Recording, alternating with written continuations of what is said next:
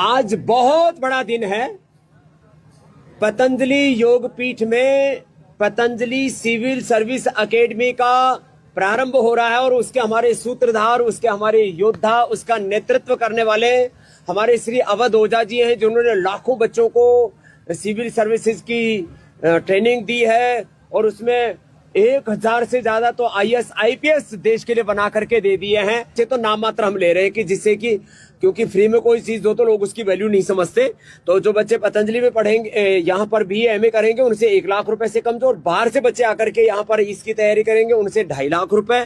आपका जो बच्चा है, बेटा या बेटी है, वो एक बहुत ही पॉजिटिव एनवायरनमेंट में रहेंगे। सबसे बड़ी बात, जहां तक रहा शिक्षा के स्टैंडर्ड का सवाल, मैंने सददेव स्वामी जी से यही कहा, तो उसमें किसी प्रकार का कोई समझौता नहीं। जो दिल्ली के बेस्ट टीचर्स हैं वो आपके बच्चों को यहाँ मिलेंगे। नमस्कार, मैं हूं शिव पांडे और आज हम बात करने वाले हैं हमारे 2 पत्रकारों के साथ में एक ऐसे सब्जेक्ट के विषय में, एक ऐसी चर्चा के विषय में, एक ऐसी खबर के विषय में जो कि इस समय लोगों के बीच में चर्चा का विषय बनी हुई है। दरअसल बाबा रामदेव जो हर चीज में स्वदेशी की बात करते हैं, एक बार फिर से उन्होंने कुछ ऐसा किया है जिससे लोगों के बीच में फिर से चर्चा होना शुरू हो गई है। दरअसल बाबा रामदेव सिविल सर्विसेज तैयारी के लिए बात कर रहे हैं और इसमें उन्होंने एक नया प्रयास शुरू किया है जिसमें वो अपने साथ में एक जाने माने टीचर अवध ओझा को जोड़ने की बात कर रहे हैं। क्योंकि इस समय जो उनका वीडियो आ रहा है उसमें वो कहते हुए दिखाई दे रहे हैं कि अवध ओझा जी, जिन्होंने हजारों लोगों को IAS बनाया है, जिन्होंने हजारों लोगों को सर्विसेज की तरफ आगे बढ़ाया है, अब वो अवध ओझा उनके साथ आएंगे और लोगों को प्रिपरेशन करवाएंगे।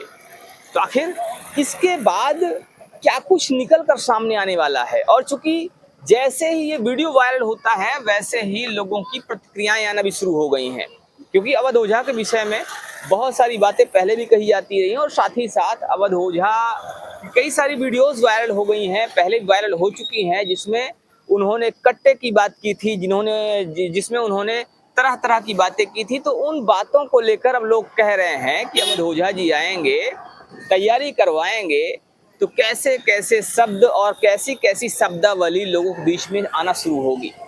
और लोग नीचे लिख रहे हैं कि कट्टा, देसी बम, ऐसी ऐसी चीजें। तो खैर वो एक अलग विषय है, अलग चीज है, लेकिन लोगों को ये प्रतिक्रिया आ क्यों रही है? और क्या बाबा रामदेव जो कोशिश कर रहे हैं, बाबा रामदेव जो तैयारी करवाने की कोशिश कर रहे हैं, बाबा रामदेव कह रहे हैं कि हम लोगों को तैयारी करवाएंगे, तो इसके क्या कुछ मायने हैं और क्या कुछ निकल कर सामने आने वाला? तिवारी जी क्या कहते हैं? जिस तरह से बाबा रामदेव का एक स्टेटमेंट और एक वीडियो आई हुई है और उस वीडियो में बाबा रामदेव कहते हुए दिखाई दे रहे हैं कि अब वो अवध ओझा के साथ मिलकर लोगों को सिविल सर्विसेज तैयारी करवाएंगे।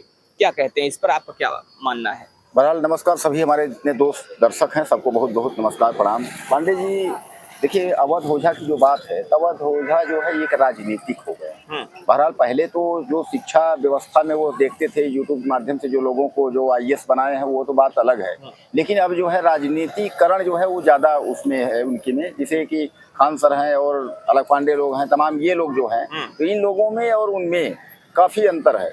अब कुल मिला के जैसा कि रामदेव का है, तो रामदेव तो अब तो IAS बनाएंगे। रामदेव इसके पहले जो है बहुत कुछ उन्होंने वायदे किए थे।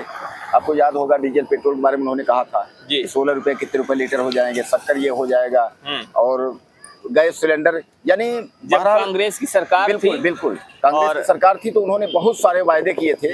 और भारत सरकार जो बहरहाल जो मोदी सरकार इसके प्रचार के उसमें जो है, विदेशों में इतना काला धन है कि अगर वो काला धन भारत वापस आ जाएगा तो धरती से लेकर चांद तक बिल्कुल नोट बिछाई जा सकती है। लेकिन अब उन्हीं सवालों को पांडे जी अगर उनसे पूछा जाए, कहा जाए, एक पत्रकार ने उनसे कहा भी था कि आपने ऐसा कहा था डीजल पेट्रोल, उन्होंने कहा तो मेरा क्या कर लेगा, मेरा पूछ फाड़ लेगा, कहा तो था।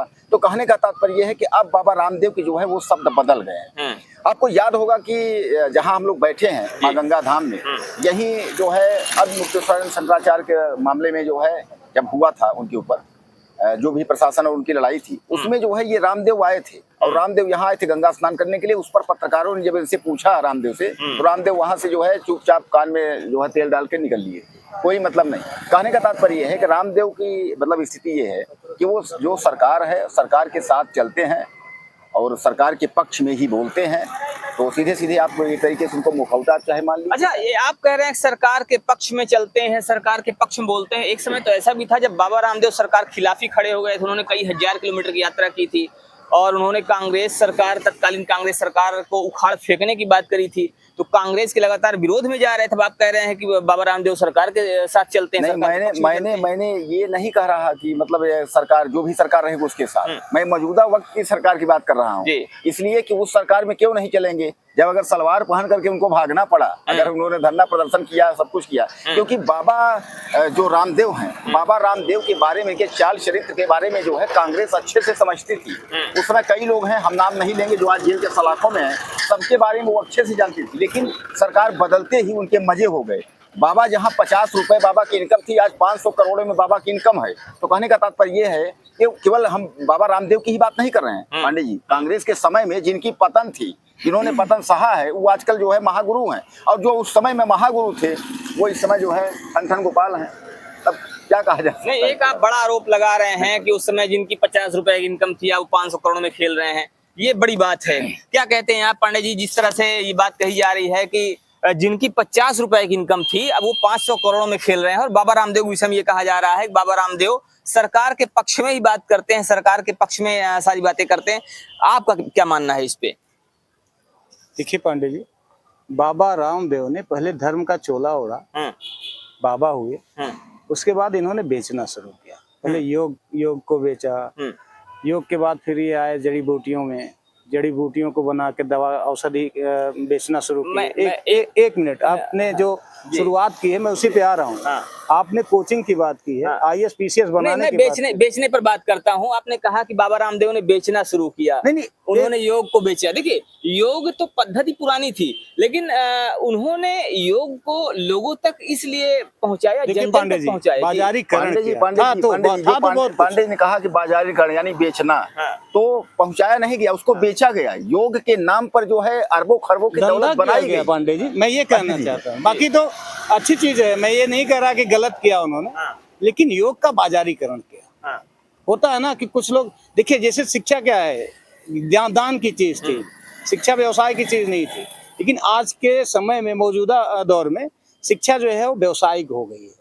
शिक्षा व्यवसाय का विषय बन चुका है, और लोग आज शिक्षा को दान नहीं मानते, शिक्षा को व्यवसाय बना दिए हैं। आज चाहे विद्यालय हो, चाहे कोचिंग सेंटर हो, चाहे बड़ी बड़ी इंस्टीट्यूट हो, आप देखिए वहां पर पैसे से शिक्षा आती जाती है। जो बड़ा व्यक्ति है बड़े इंस्टीट्यूट में पढ़ेगा, जिसके पास कम है वो सरकारी विद्यालय में जाएगा। मेरे कहने का आशय ये बस है कि आज धीरे धीरे हर चीज का व्यवसायीकरण होता जा रहा है। और दूसरी चीज ये है पांडे जी, पहले बाजार का बहु बाजार प्रणाली थी, ढेर सारे मतलब प्रोडक्ट थे, ढेर सारे व्यवसायी भी थे। आज हर चीज का जो है ना बाजार में एकीकरण किया जा रहा है। आज सीमित लोगों के साथ ही पूरी संसाधन चली जा रही है, जैसे अडानी हुए, अंबानी हुए, या ऐसे ही कुछ 2% व्यवसायी हैं जिनके हाथ में पूरे देश की बागडोर धीरे धीरे चली जा रही है। पहले छोटे मोटे ढेर सारे व्यवसायी हुआ करते थे, उस चीज का पतन हो रहा है। वही धीरे धीरे शिक्षा की व्यवस्था भी शिक्षा व्यवस्था में भी आ रहा है। अब धीरे धीरे इसमें भी बड़े बड़े व्यवसायी आएंगे, वही विद्यालय चलाएंगे, वही कोचिंग संस्थाएं चलाएंगे। छोटे मोटे आदमी केवल 10,000 20,000 की नौकरी करेंगे। आने वाले समय में कुछ ऐसा ही रूपरेखा बन रहा है। बाबा रामदेव भी उसी ढर्रे पे चल रहे हैं। अभी उन्होंने पहले शुरू किया योग से, उसके बाद औषधि, उसके बाद खाद्य सामग्री में आए, उसके बाद डेयरी प्रोडक्ट में आए, अब शिक्षा क्षेत्र में आ रहे हैं। यहाँ भी वो अपना लॉन्च कर रहे हैं, आज कोचिंग लॉन्च कर रहे हैं, कल हो सकता है विद्यालय वगैरह लॉन्च कर, और चल ही भी रही है ढेर सारे विद्यालय उनके चल ही रहे हैं। ऋषिकुलम करके शायद है, हाँ, विद्यालय तो चला अब रहे हैं। वो समझ लीजिए कि अब कोचिंग सेंटर में आ रहे हैं, कोचिंग संस्थाएं डाल रहे हैं, अब IAS PCS बना रहे हैं, कल SSC का डालेंगे, छोटे मोटे स्तर पे आएंगे, फिर आएंगे पुलिस दरोगा या इन सब भर्तियों में भी डालेंगे। तो बाबा रामदेव स्वदेशी की बात करते हैं, हर चीज में कहते हैं स्वदेशी स्वदेशी। तो क्या लगता है आपको कि बाबा रामदेव के इस स्वदेशी कोचिंग अभियान से, अब स्वदेशी कहा जाएगा उसको, क्या कुछ होने वाला, क्या कुछ परिवर्तन होने वाला है? भारत में अभी तक कोई विदेशी कोचिंग संस्थान तो आए नहीं पांडे जी। आज तक तो सब स्वदेशी है ना, छोटे मोटे लोग ही अपना चला के काम भाई इससे जीविकोपार्जन करते हैं जी। अब ये बड़े बड़े लोग अगर कोचिंग में आएंगे तो छोटे मोटे जो आजकल बेचारे निकल रहे हैं, जिसको नौकरी नहीं मिल रही, कोचिंग चला रहे हैं, ट्यूशन पढ़ा, वो क्या करेंगे? प्रश्न चिन्ह नहीं भी उठेगा जी। और रही बात, ये रोका तो नहीं जा सकता भाई, बहुत बाजारीकरण है, यहाँ कोई भी अपना हाथ आजमा सकता है, सब स्वतंत्र हैं, लेकिन गवर्नमेंट को भी कहीं ना कहीं इस पर भाई सोचना चाहिए। क्योंकि देखिए, आज एक बच्चा अगर कोचिंग करने जाता है पांडे जी, तो 1-2 लाख रुपए तो फीस देता है। आम आदमी के बस का नहीं है, जिसकी इनकम ही 10-15 हजार है, वो अगर ऐसे बच्चे अगर कोचिंग करेंगे तो, हालांकि सब बच्चे कोचिंग से ही नहीं हो रहे हैं, ढेर सारे बच्चे सेल्फ प्रिपरेशन से भी हुए हैं। अभी कुछ समय पहले जो यूपीएससी का आया है, उसमें कुछ बच्चे ऐसे ही आए हैं कि जो सेल्फ स्टडी से ही आगे बढ़े हैं। नीट का पेपर आया है, उसमें भी कुछ बच्चों का हमने देखा है कि मोबाइल यूट्यूब से देख देख के पढ़ा है और उन्होंने अच्छी रैंक हासिल की है। लेकिन ये है कि अब जो बाबा रामदेव लॉन्च करने जा रहे हैं, मैं उस पर कह रहा हूँ कि इसमें भी कंपटीशन बढ़ेगा और बड़े बड़े उद्योगपति या बड़े बड़े व्यवसायी इस क्षेत्र में अब हमें लगता है आने वाले भविष्य में हाथ आजमाएंगे। जी। तो बाबा रामदेव ने चीजों का बाजारीकरण किया, बाबा रामदेव ने योग को बेचा, बाबा रामदेव ने बहुत सारी चीजें बेची, स्वदेशी के नाम पर बहुत कुछ अपना व्यापार बढ़ाया, ऐसा कहा जा रहा है। बाबा रामदेव पर एक आरोप लग रहा है।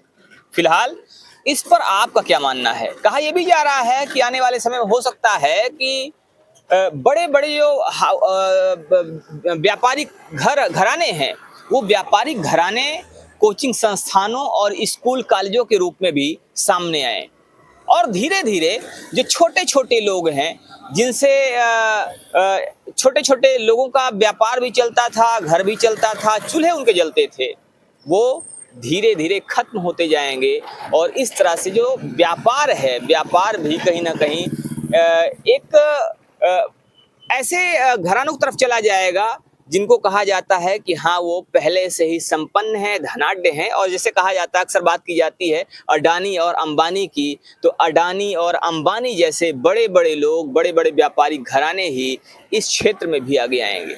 फिलहाल इस पर आपका क्या मानना है? आप भी अपनी राय जरूर दीजिएगा। बने रहिए हमारे साथ खबरों को अपडेट के लिए। मिलते हैं फिर से, तब तक के लिए जय हिंद।